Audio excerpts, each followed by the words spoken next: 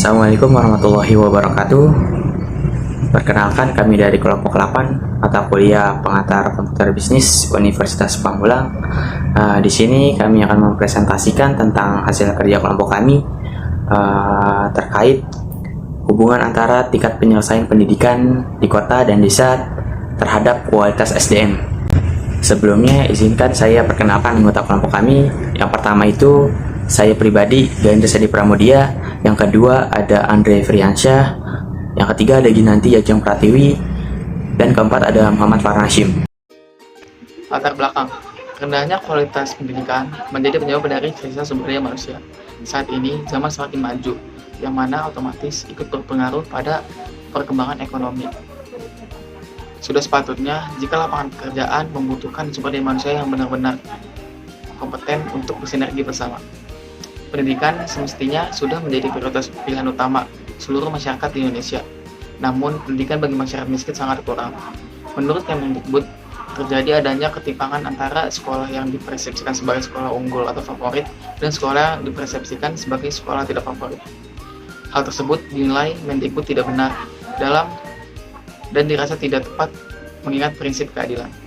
Alasan kami memilih tema tingkat penyelesaian pendidikan di kota dan desa karena dari indikator ini kami menemukan suatu masalah di bidang pendidikan terkait tingkat penyelesaian pendidikan menurut jenjang pendidikan dan wilayah. Bahwa di masalah ini masih banyak masyarakat dari SD sudah terselesaikan sekolahnya. Bahkan di beberapa pedesaan pun yang lulus sampai SMA masih sangat jarang. Maka dari itu, apabila pendidikan seorang tidak terselesaikan, maka akan berakibat pada sumber daya manusia di Indonesia.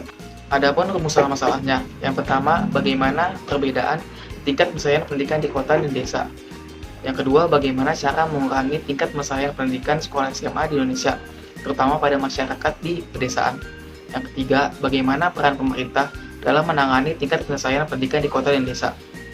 Adapun tujuannya, yang pertama untuk mengetahui perbedaan tingkat penyelesaian pendidikan di kota dan desa.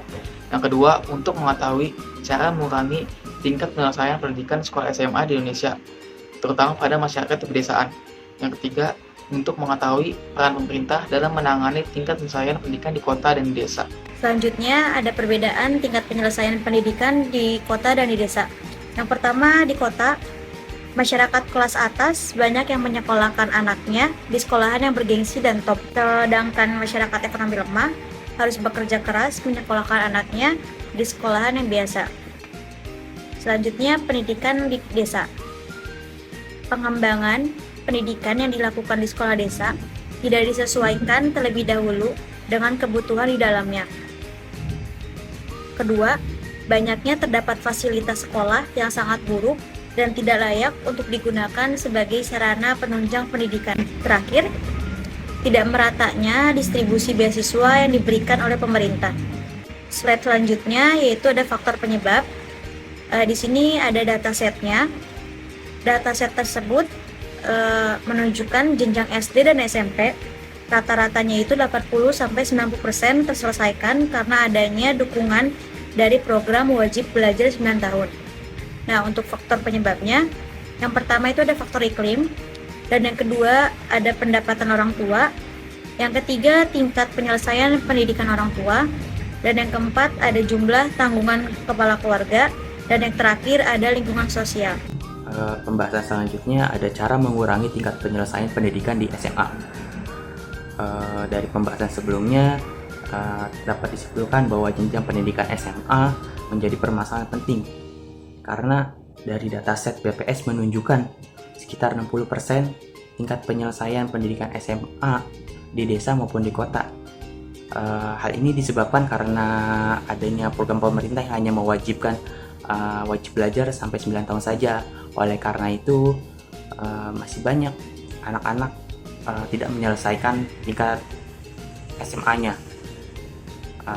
Maka di sini pentingnya peran orang tua dalam mendidik anaknya sangat besar karena pendidikan merupakan modal utama setiap individu yang hidup untuk bertahan hidup di era yang sama dan meningkatkan kualitas SDM untuk anak-anaknya sejak dini. Tentunya pandangan masyarakat di desa dan di kota itu berbeda. Di masyarakat perkotaan menganggap pendidikan itu paling penting atau nomor satu, maka pendidikan tertinggi adalah wajib bagi mereka. Sedangkan pada masyarakat tradisional atau desa, mereka menganggap pendidikan itu penting, tetapi mereka tidak mewajibkan pendidikan.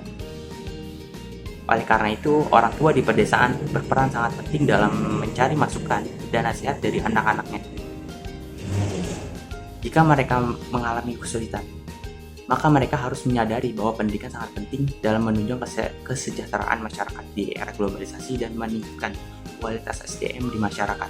Selanjutnya, ada pentingnya pendidikan bagi SDM. Kita tahu, pendidikan memegang peranan yang sangat penting dalam meningkatkan kualitas sumber daya manusia.